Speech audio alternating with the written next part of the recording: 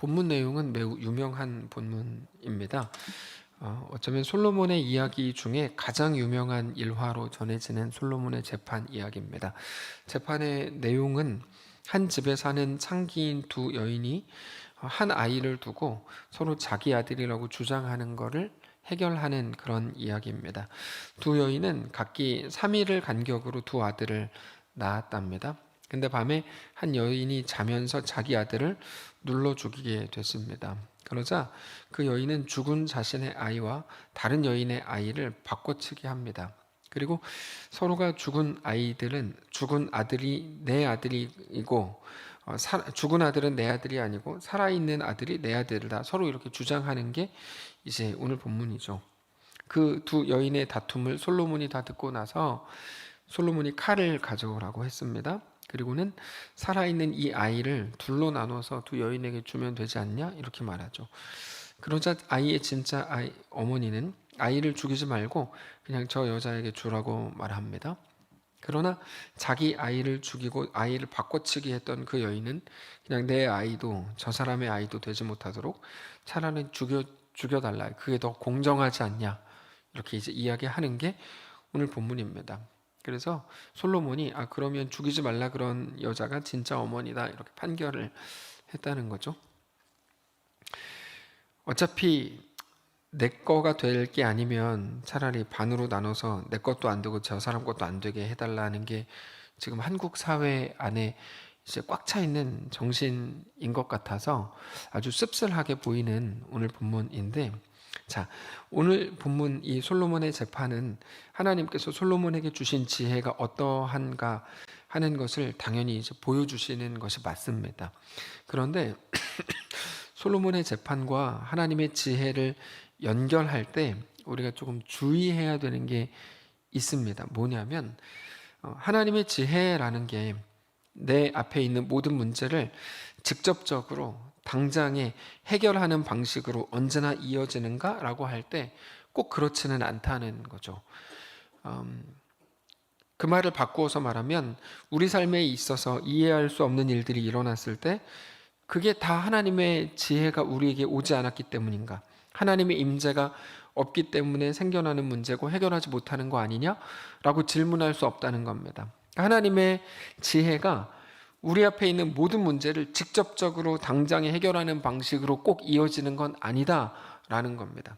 하나님께서 우리에게 어떤 일을 행하실 때 언제나 우리의 수준에 맞게 대하신다는 걸 우리가 알아야 됩니다.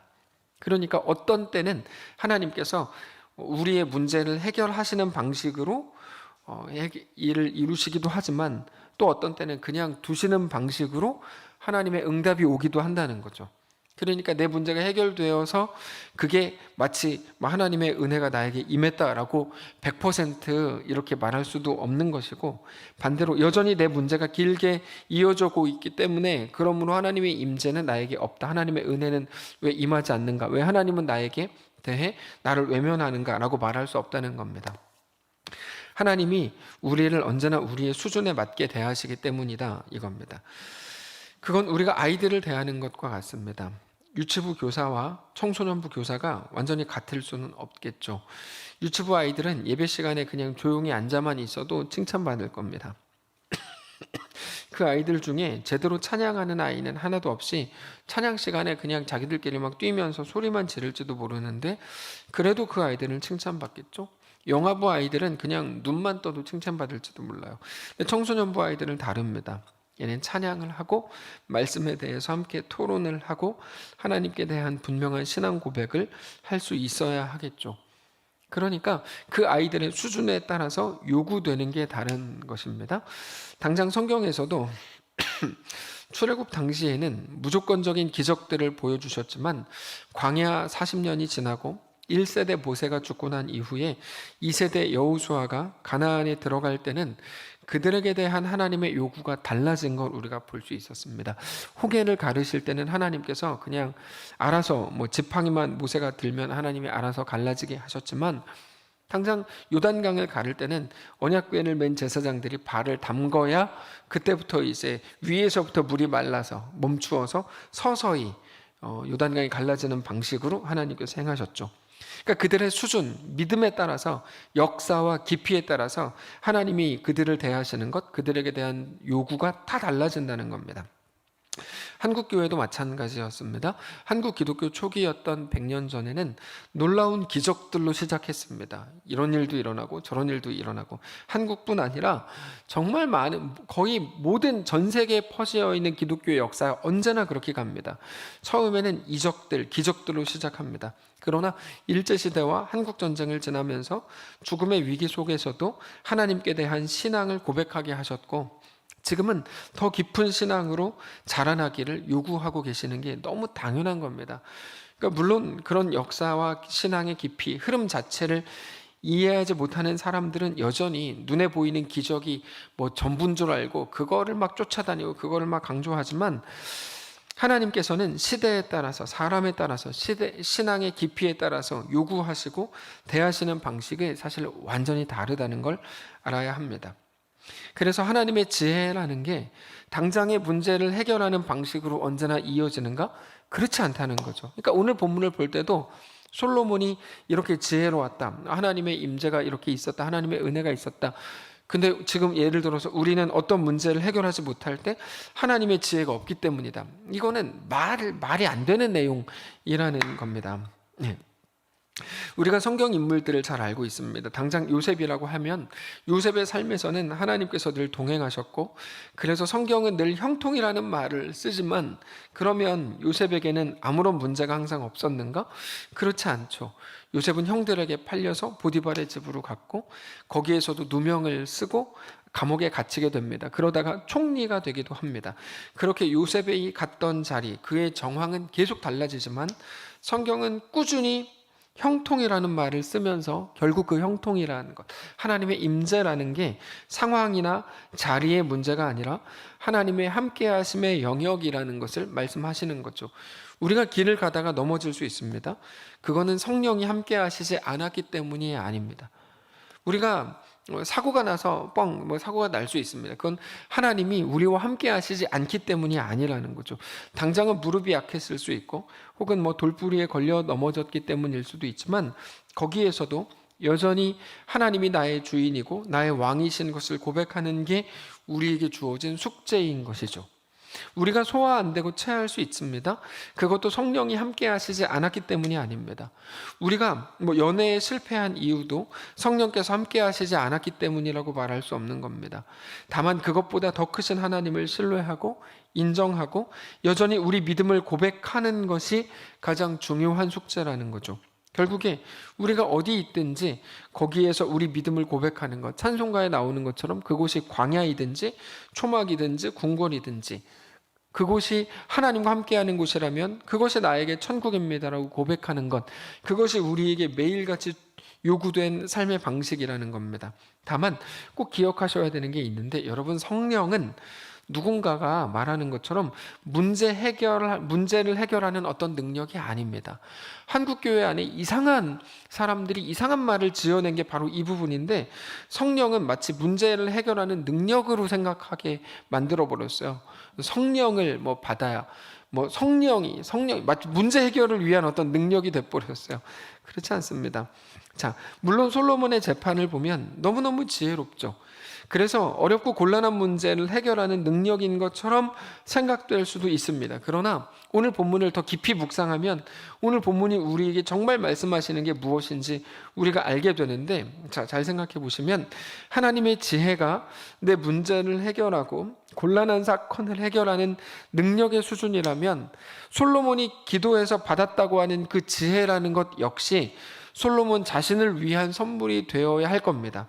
그런데 우리가 잘 아는 것처럼 솔로몬이 지혜를 구했을 때 자기의 유익을 위한 마음으로 지혜를 구한 게 아니었습니다.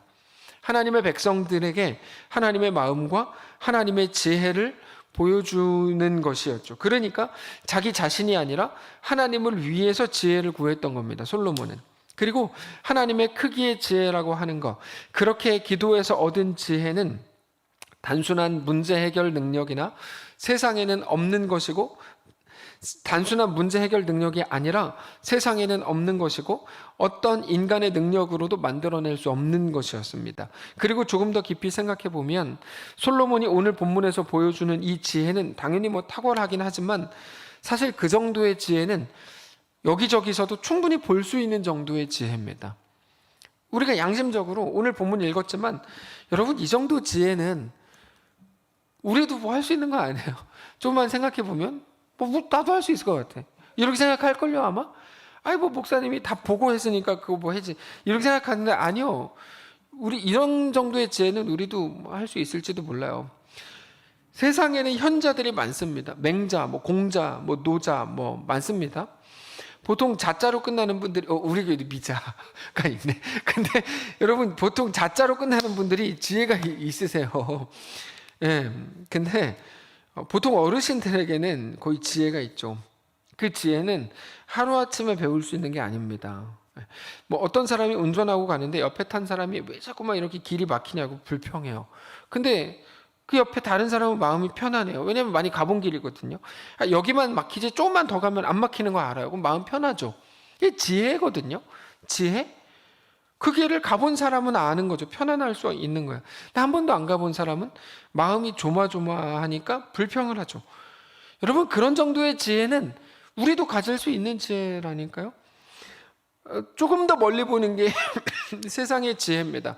프로 바둑 기사들은 보통 50수까지 내다본다잖아요. 그 세상의 지혜입니다. 그러니까 오늘 본문에 나오는 이 내용, 여자 둘이 싸웠다. 얘가 내 아들을 다 싸웠다. 그럼 솔로몬이 나타나고, 야, 반으로 갈르자. 그랬더니 진짜 엄마가 안 돼요. 차라리 저 여자한테 주세요. 이렇게 네가 그럼 진짜 진짜 여자죠. 네가 진짜 엄마구나. 이거 알았다. 이게 지혜예요? 지혜죠. 근데 이게 대단하게 엄청난 지혜예요? 그렇게 볼 수는 없어요. 솔직히 그렇지 않습니까? 그러니까 우리가 오늘 본문을 보면서 하나님이 지혜를 주시니까 일이 그냥 그렇게 탁탁탁탁 해결되는구나로 가는 건 사실 되게 수준 낮은 겁니다. 오늘 본문은 그런 내용이 사실은 아닙니다. 오늘 본문을 우리가 더 정확히 봐야 되는데, 그러면 솔로몬의 재판에서 볼 수 있는 하나님의 지혜, 하나님께서 솔로몬에게 주신 지혜, 세상에서는 얻을 수 없고 하나님이 주셔야만 얻을 수 있는 진짜 지혜라는 건 뭘까 하는 겁니다. 그건 뭐냐? 오늘 본문을 통해서 우리가 단지 솔로몬이 이 일을 해결했다가 아니고 이거를 통해서 하나님이 우리에게 말씀하시려는 진짜 지혜가 뭐냐 하는 거죠. 두 여인이 한 아이를 자기의 아이라고 주장하는 이 사건에 대해서 솔로몬이 보여준 해결 방법이 중요합니다. 그냥 단지 이 문제를 해결했다가 중요한 게 아니라 어떤 방식으로 해결했냐가 중요하거든요. 어떻게 해결했죠? 칼로 아들을 나눠줘라였어요. 여러분, 이게 오늘 본문의 핵심이에요. 칼로 아이를 나눠줘라. 이게 왜 핵심이냐? 솔로몬이 그렇게 말하는 바람에 두 여인 중 진짜 어머니는 자기 아들의 죽음을 목격해야 될 위기에 처하게 되죠. 그래서 진짜 어머니는 아들을 살리기 위해 아들을 포기하기로 하죠. 아들을 얻기 위해서 아들을 포기하게 만든 거예요. 여러분, 그게 진짜 지혜인데, 왜 진짜 지혜냐면 그건 오직 하나님에게서 나오는 하나님의 지혜거든요. 아들을 살리기 위해서 자기가 아들을 보면서 행복해하고 즐거워하고 기뻐할 그 자기가 가진 모든 권리와 기쁨과 행복을 포기해요. 아들을 살리려고. 요즘에 많은 사람들 아기를 자기 소유처럼 생각하잖아요. 아기한테 그래서 예쁜 거 입히고 그래서 자기가 만족하고 이런 식으로 다 아기를 자기 소유로 생각하는 게 지금 시대에 많이 일어나는 일들이라면 마땅히 그 여인도 자기가 가질 수 있는 기쁨이었을 거예요. 자기의 행복함, 자기 즐거움, 자기 기쁨. 근데 그 모든 것들을 아이를 살리기 위해 기꺼이 포기하죠. 이게 아이를 향한 어머니의 마음입니다. 이거 어디서 많이 봤죠? 우리 하나님께서 우리를 얻으시기 위해서 독생자 예수 그리스도를 이 땅에 내보내시고 말구유에 태어나게 하시고 십자가에 독생자 예수 그리스도를 내어주시죠. 여러분, 그래서 그 오늘 본문에서 가장 중요한 핵심은 아이를 반으로 잘라라. 여기에 있는 겁니다. 여기에 있는 거예요. 하나님이 우리에게 보여주시려고 하는 진짜 지혜가 바로 그겁니다. 이거를 통해서 하나님이 누구신지, 우리를 위해 이 땅에 오신 예수님이 누구신지를 알게 되는 겁니다. 그렇게 이 일을 통해서 우리 하나님을 결국 보게 하시는 것, 그것이 진정한 지혜죠. 어떤 일들, 사건 또는 한 사람의 말과 선택과 결정을 통해서 우리는 하나님을 보게 됩니다. 그래서 우리는 모든 성경을 통해서 하나님이 누구신지, 하나님 당신을 누구라고 소개하시는지를 보기로 했죠. 그게 지혜입니다. 당장 오늘 본문에서는 예수 그리스도를 보여줍니다. 우리를 살리기 위해서 우리를 위해 이 땅에 오셨고, 우리를 위해 고난을 당하셨고, 우리를 위해 죽으셨고, 우리를 위해 살아나셨습니다. 그리고는 우리에게 뭐라고 말씀하셨어요? 세상에서 너희가 환난을 당할 거다. 그러나 걱정하지 말고 담대하라. 내가 세상을 이기었다. 이미 이긴 싸움이다 라고 말씀하셨습니다. 아니, 환난은 내가 당하는데 하나님이 자기가 이미 이겼다고 말씀하시는 게 무슨 의미가 있습니까? 하나님과 우리가 하나일 때 비로소 그 말씀이 의미가 생깁니다. 이거는 단지 예수님 혼자의 승리, 혼자의 능력이 아닙니다. 우리와 함께 죽으시고 우리와 함께 사시는 것입니다.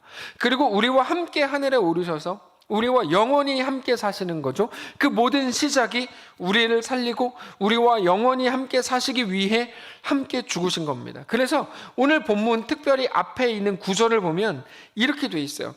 이 지혜라는 게 솔로몬이 모든 일들을 막 이렇게 다 어려운 일들이지만 쏙쏙 피해 나가는 방식으로 그게 지혜다라고 말하지 않는다는 게 9절에 나와요. 읽지 않았지만 9절 보면 이렇게 되어 있습니다. 누가 주의 이 많은 백성을 재판할 수 있사오리이까? 듣는 마음을 종에게 주사 주의 백성을 재판하여 선악을 분별하게 하옵소서. 이 표현이 너무 중요한데, 지혜로운 마음에 의해 선악을 분별할 수 있었다, 이렇게 이제 나오는 거죠. 지혜로운 마음을 주셔서 선악을 분별할 수 있게 해주십시오. 단지 옳고 그름에 대한 게 아니고 선악입니다. 선악. 근데 그거는 지혜로운 마음에 의해 이루어진다, 그 말이죠. 여러분, 이게 이제 진정한 지혜인데, 이스라엘 왕에게 있어서 재판은 옳고 그름을 가리기 위한 것이라기보다 선악을 분별하는 것이어야 했습니다. 선악이라고 나오는데 사실 선악은 오직 하나님만 분별하실 수 있습니다. 선악은. 그래서 하나님이 인간에게 선악과를 먹지 말라고 하심으로 인간이 선악을 분별하고자 하는 것을 허락하지 않으셨죠. 창세기에 나오는 내용입니다. 왜냐하면 선악은 오직 하나님의 마음으로만 분별되기 때문이에요. 하나님 없이 지금 세상에서 말하는 선악에 대한 분별은 사실 말도 안 되는 거예요. 그들이 선이 무엇인지 악이 무엇인지 어떻게 알아요? 몰라요. 세상은 하나님 없이 보면 선과 악은 절대로 구별되지 않아요. 지금 당장은 이게 선인 줄 아는데 시간이 조금만 지나면 그게 악이었을까? 얼마나 많습니까? 그런 것들이. 선악은 오직 하나님의 마음으로만 분별됩니다. 우리가 일반적으로 말하는 선악의 분별이라는 건 착하고 나쁜 거를 가려내는 수준이죠. 그것도 정확히 알지 못하지만, 그래서 우리는 본문의 재판에서 단순히 누가 거짓말을 하고 있냐 하는 것만 보게 되는 거죠. 누가 거짓말하냐? 누가 거짓말 안 하냐? 그리고 거짓말하는 여인을 가려내는 걸 지혜라고 생각하고 있는 건데 그건 진짜 지혜가 아닙니다. 근데 하나님의 지혜가 없을 때는 거짓말하는 여인을 가려내는 것만 보이지만 하나님의 지혜의 마음으로 오늘 본문을 보면 뭐가 보인다고요? 아들을 불쌍히 여기는 어머니의 긍휼의 마음이 보이기 시작한다는 거죠. 그리고 그것을 통해서 하나님 아버지의 마음을 깨닫게 되는 겁니다. 그래서 오늘 본문이 단지 옳고 그름을 분별했다. 야, 솔로몬 진짜 똑똑하다. 머리 진짜 좋다. 이렇게 판단할 수 있는 본문이 아닌 겁니다. 오늘 본문이. 오늘 본문은 엄청 깊은 본문이에요. 진정한 선과 악, 하나님의 마음을 무시한 것과 하나님의 마음, 그 긍휼의 마음을 확인했다는 차원에서 너무 중요한 깊이가 있는 의미가 있는 그런 본문입니다. 하나님의 마음은 긍휼이고 악은 긍휼을 무시한 채 자기의 욕망만을 늘어놓는 욕심이죠. 이게 솔로몬 재판을 통해 우리에게 보여주시려고 하는 하나님의 마음입니다. 아들을 불쌍히 여기는 긍휼이 이스라엘을 살렸다. 이스라엘을 살릴 거다. 이스라엘뿐 아니라 아들을 불쌍히 여기는 긍휼이 우리 전부를 살리게 될 거라고 말씀하시는 겁니다. 나는 너희를 그렇게 얻었다, 이거 보여주시는 거죠. 그러고 보면 처음부터 그래요. 하나님과의 약속을 어기고 선악과를 먹은 아담과 하와에게 하나님께서는 가죽옷을 입혀주셨죠. 가죽옷을 입혀주시기 위해선 짐승을 잡아서 죽여야만 가죽을 만들 수 있고 그 가죽옷을 입힐 수 있지 않습니까? 그게 우리에게 대한 하나님의 사랑의 시작이었죠. 스스로 판단자가 되어 동생을 죽인 첫 번째 살인자 가인에게는 죽임을 당하지 않을 표를 주셨죠. 그렇게 시작된 은혜의 역사가 오늘 우리를 붙드는 겁니다. 당장 오늘 본문을 보시면 그 아들 애기 입장에서 보면 죽을 뻔했다가 죽지 않게 됐어요. 그 사실을 알고 사는 것이 진정한 지혜죠. 결국에 하나님의 긍휼에 감사하고 순종하면서 살아가는 거야말로 진정한 선이라는 걸 깨닫게 되는 겁니다. 그러나 긍휼을 무시하고 자신의 욕망을 이루기 위해서 능력을 갖고자 하는 그러면서 세상의 힘에 기대는 것이야말로 악이다. 우린 이렇게 말할 수 있는 거죠. 그때 우리가 무엇이 악인지 무엇이 선인지를 알게 될 때 비로소 하나님의 백성다운 모습을 갖게 되는 겁니다. 이거는 오늘날 신자에게도 그대로 적용되는 원칙입니다. 신자답다는 것은 그가 하는 말이나 한두 가지 보여주는 모습으로 증거되는 게 아닙니다. 하나님의 긍휼의 다스리심을 받고 있는가 하는 걸로 증명됩니다. 하나님의 긍휼의 다스림을 받고 있는가. 그러니까 우리가 근데 오늘 본문조차 야 진짜 뭐 솔로몬이 똑똑했다, 머리 잘 썼다 이렇게 접근하고 이게 마치 신앙이고 지혜인 것처럼 가니까 기독교인들이 뭐 머리를 엄청 쓰고 사는 거예요. 네, 손해보지 않는 게 지혜인 것처럼. 근데 그게 아닙니다. 하나님이 우리에게 보여주시려고 하는 것, 특별히 신자됨이라고 하는 건 하나님의 긍휼의 다스림을 받는 겁니다. 오늘 긍휼의 다스림을 받고 있기 때문에 그에게서도 동일하게 하나님의 마음인 긍휼이 나오는 거죠. 그 불쌍히 여김. 교회도 그런 원칙 아래서 교회다움이 자연스럽게 나오는 거죠.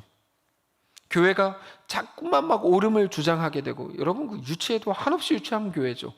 이게 막 다 옳은 사람들만 모여 있어요, 교회는. 그러니까 문제가 교회가 안 죽는 거죠.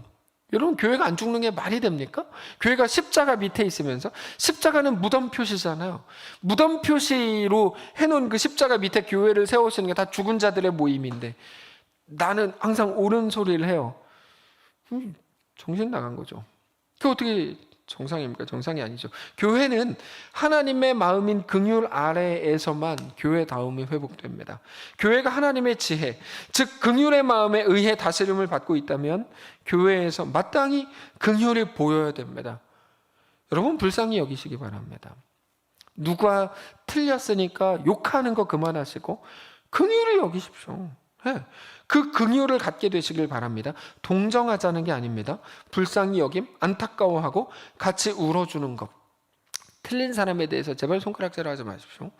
틀린 사람을 손가락질을 하는 그 옳은 자보다 틀린 사람을 품어주는, 오히려 그와 같이 울어주는 자, 긍휼을 가진 그 자가 훨씬 더 제대로 된 온전한 신자인 거죠. 자기의 거를 지키려고 하는 건 그렇게 볼 때 긍휼의 반대입니다. 내가 옳음을 주장하는 이유는 내 것을 지켜내기 위해서인데 긍휼이라고 말할 수 없죠. 다른 여인이 했던 방법이죠. 어차피 내가 못 가질 거라면 애 반을 잘라가지고 그냥 둘 다 못 갖게 하자. 그건 하나님의 마음이 아닙니다. 처음에 말씀드린 것처럼 한국 사회 안에 지금 최근 몇 년 사이에 그런 마음이 확 늘어난 것 같아서 정말 끔찍한 생각까지 드는데, 나를 내어주고 그를 위해 내가 포기하는 것이 긍휼이고 불쌍히 여김이죠. 사역하다 보면 희한하게 뭐 장난으로라도 자기가 더 손해보는 것 같이 느끼는 거에 대해 억울해하는 사람들이 있어요.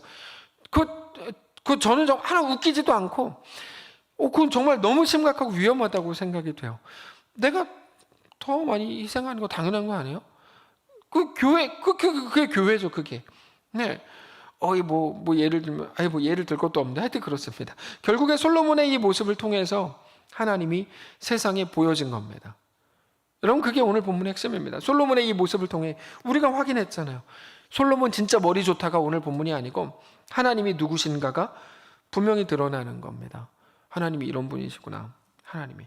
그게 권위가 되고 영광이 되더라. 이게 28절이에요. 온 이스라엘 왕이 심리하여 판결함을 듣고 왕을 두려워하였으니 이는 하나님의 지혜가 그의 속에 있어 판결함을 봅니더라. 야, 솔로몬 진짜 머리 좋다가 아니고 솔로몬의 모습을 통해 하나님이 세상에 보여지고 하나님의 사람의 어떠함이 드러나는 것이 권위가 되고 영광이 되더라. 그 속에 하나님이 보였다는 겁니다. 그게 참 지혜입니다. 하나님이 솔로몬을 통해서 일을 이루시고 말씀을 하시고 행하시는 거죠. 그게 이스라엘 백성들에게 두려움이 된 겁니다.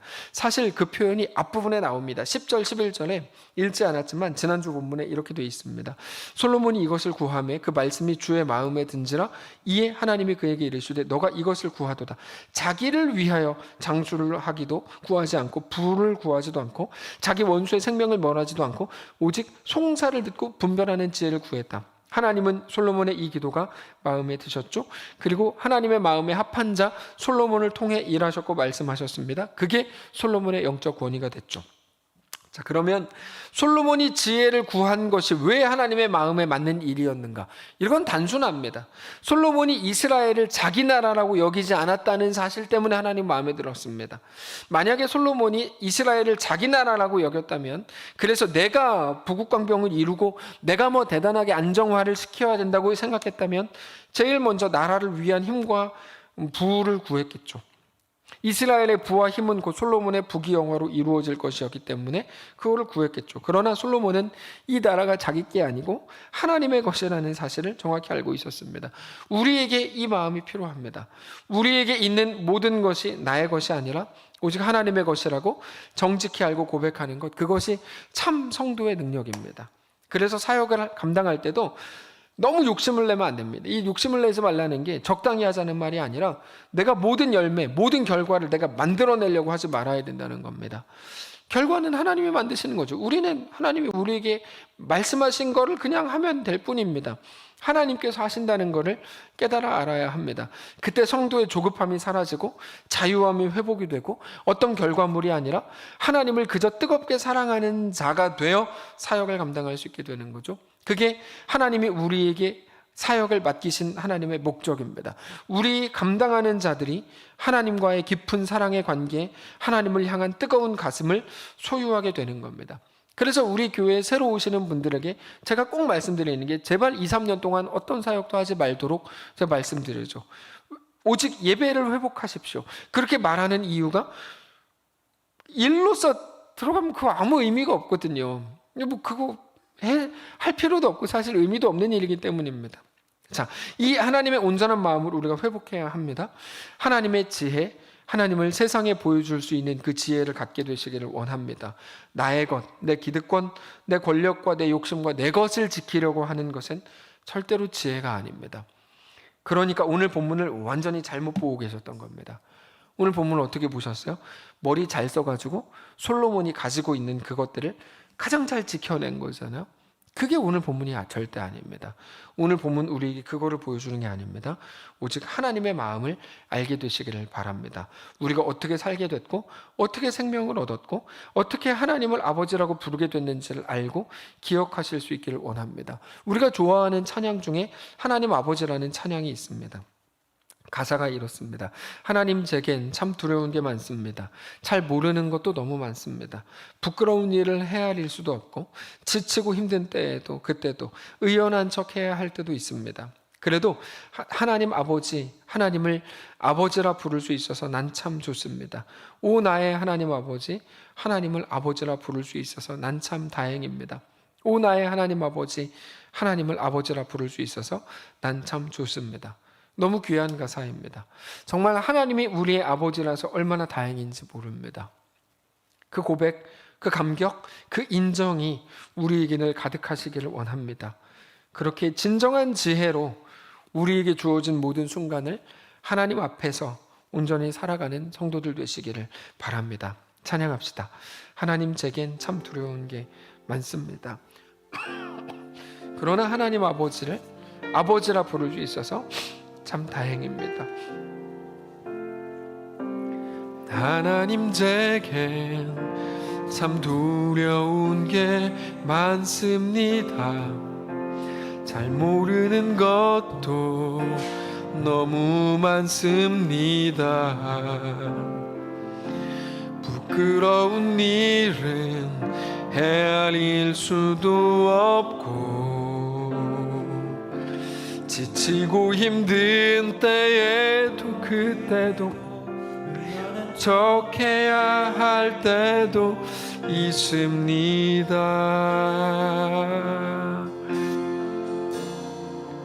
하나님 제겐 참 두려운 게 많습니다. 잘 모르는 것도 너무 많습니다. 부끄러운 일은 헤아릴 수도 없고, 지치고 힘든 때에도 그때도 의연한 척해야 할 때도 있습니다. 그래도 하나님 아버지,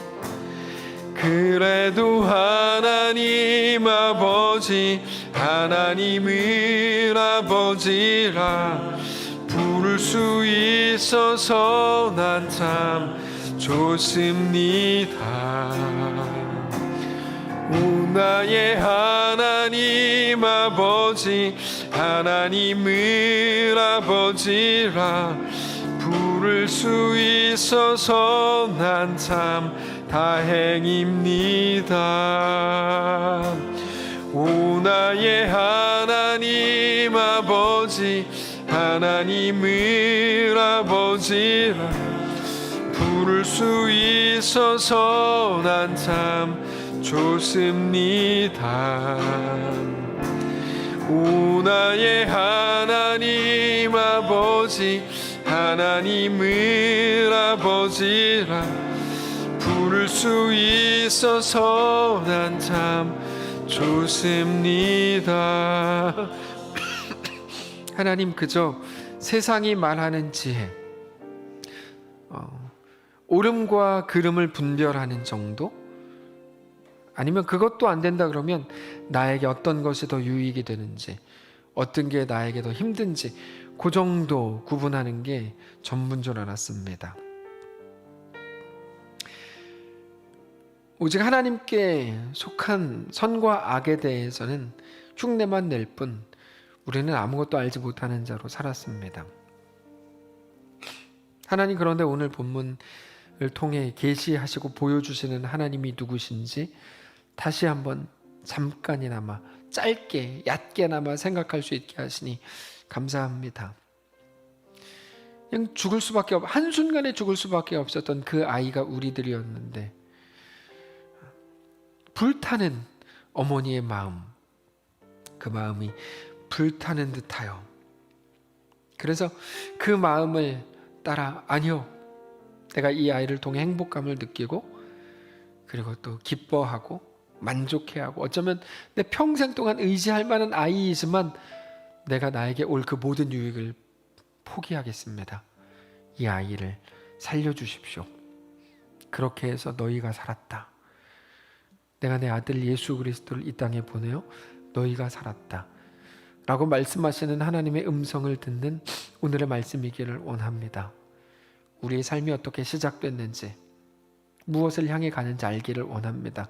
당장 내 눈앞에 보이는 편함과 불편함, 내 눈앞에 보이는 어느 정도의 유익, 이익, 손해, 이런 것들을 휘둘렸던 우리를 불쌍히 여기시고 이제 하나님을 아버지라 부를 수 있어서 참 다행입니다.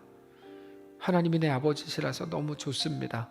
정직히 고백하는 살아있는 주의 백성들 다 될 수 있도록 인도하시옵소서. 하나님, 우리와 함께 하셔서 하나님의 마음이 그렇게 우리 가슴에 임하고 하나님이 누구신지 아는 온전한 지혜가 우리 속에 가득 임해서 우리가 사는 모든 순간마다 그곳에서 하나님을 찬양하고 하나님을 뜨겁게 사랑하는 우리 모든 성도를 될 수 있도록 역사하시옵소서. 삶의 위기 속에 있는 성도들에게도 찾아가셔서 그들을 위로하시되 참된 지혜로 함께 하시고 그 속에서도 하나님으로 인해 소망을 갖는, 일어날 힘을 얻는 모든 성도를 되게 하옵소서. 감사드리며 살아계신 우리 주 예수님의 이름으로 기도합니다. 아멘. 하늘에 계신 우리 아버지여, 이름이 거룩히 여김을 받으시오며 나라가 임하시오며 뜻이 하늘에서 이룬 것 같이 땅에서도 이루어지이다. 오늘 우리에게 일용할 양식을 주시고 우리가 우리에게 죄진 자를 사하여 준 것 같이 우리 죄를 사하여 주시고 우리를 시험에 들게 하지 마시고 다만 악에서 구하시옵소서. 대개 나라와 권세와 영광이 아버지께 영원히 있사옵나이다. 아멘.